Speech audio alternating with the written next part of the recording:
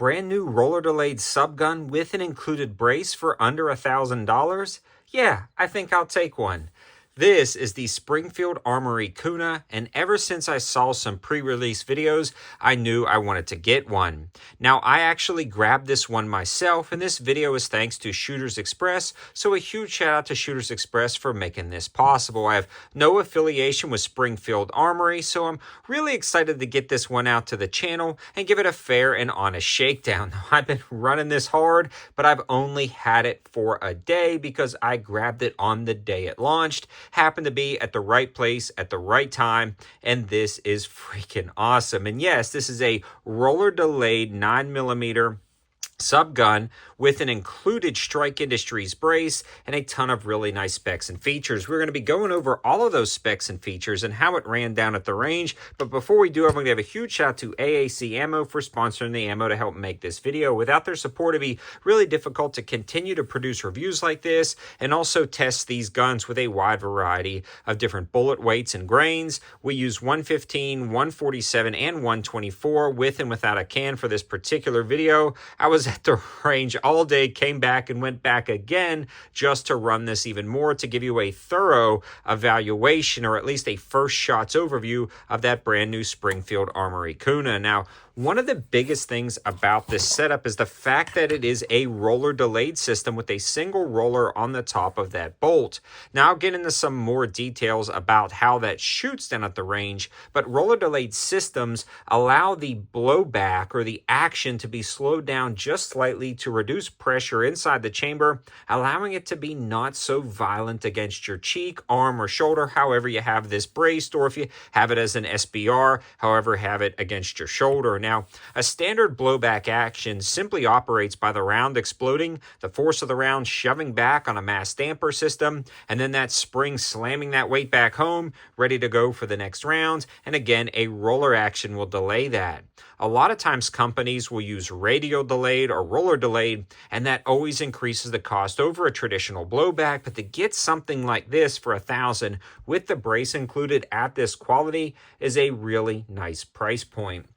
So let's talk about some of those specs and features, working our way from the front to the back now that we understand the roller delayed operating system. The muzzle is threaded 1/2x28, and it actually ships with this little micro comp. Does a pretty good job of mitigating and mitigating that recoil impulse and controlling the recoil impulse, but honestly, it's such a light recoil impulse with that roller delayed system, you really don't need it, and it's nice because underneath that it's threaded 1/2x28. Now, because it's threaded 1/2x28, you can run a direct thread can or throw your tri-lug adapter on the end. It's got a shorter barrel, and I honestly don't know the exact barrel length on this guy. Again, there's so limited information right now because it is the day of the release, but it is a very compact package, and it's very nimble around corners. M-LOK slots on the side and bottom, and a monolithic pick rail at the top. Underneath that pick rail, you get that roller delayed system, and in that roller delayed system, you get a charging handle that is spring loaded. Love the fact that that is spring loaded. It prevents a lot of snags and snares, whether you're storing this in your car or running this on the opposite side up against your carrier, chest rig, or something like that. And this is swappable to the other sides. Now, all of the controls are completely ambidextrous, including the safety, the bolt hold open, and the mag release, which is really nice. On the back, you do have that pick rail, but it comes with that Strike Industries brace. This one only folds one way, and it locks up really rock solid. The other cool thing about the upper assembly on this is going to be the fact that it's actually got flip-ups built in. Now, for me, they sit a little bit low, but they're definitely functional, as you see in the intro of this video. I had no problems using them, but you really have to press your cheek against the brace. I guess you could lower it a little bit more, but I find when you put an absolute or lower 1/3 co-witness optic or set of sights on the top, it just works out a little bit better. But it is cool they have these really nice flip-up sights. Even when they are flipped down, if you are holding this one-handed and stretching it out far, I actually like to flip it down and run these iron sights on there because this is a pistol from the factory. So really nice touch on those sights. Let's talk about those controls. Besides the fact that they're just ambidextrous, they work out really well. The safety is super easy to actuate, very intuitive, and similar to an AR positioning. A nice cutout in the polymer lower allows easy access, and some texturing allows you to flip it down nicely. On the opposing side, you can easily flip that up. So really nice safety there. The Bolt hold open and bolt catch work great, and the mag catches work great. The other thing is these are proprietary mags though, a clear translucent polymer with metal feed lips, and they're tough. They've dropped them a few times. I've loaded them up a ton and I've been running them hard. But again, we've only had it for a little bit, but they seem to be doing good. Now these mags are described as a low cost mag. I don't know the exact pricing of some of the replacements, but just know that they will be proprietary to this particular setup. The grip on this is super comfortable. Really has a nice cutout right here, an undercut to get a high grip.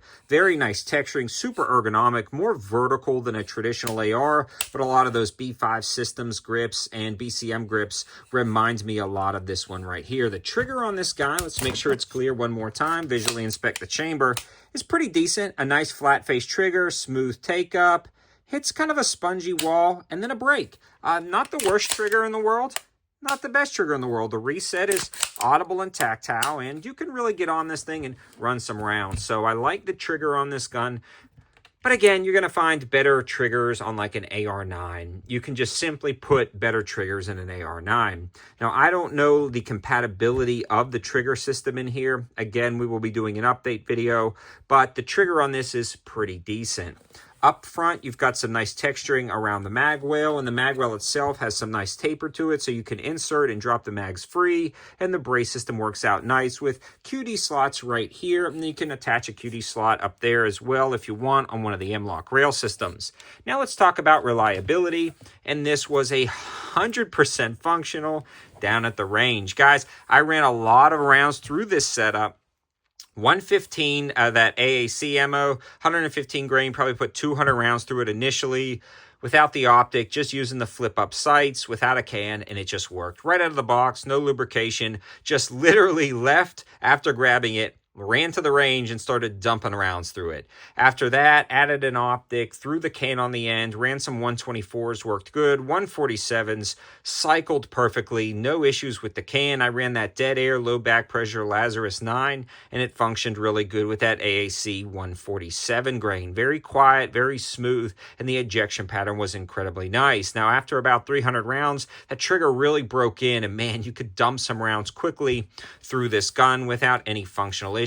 Never had any feed issues with the mags. I did label them 1 and 2 just in case, but they both ran 100% functional with no issues whatsoever. The roller delayed system in here does an amazing job of mitigating that recoil impulse and keeping it on target. Now, this is a good shooting 9mm, and comparing it to a standard blowback AR-9, there is much, much less recoil, so that's nice that the roller delayed is doing its job.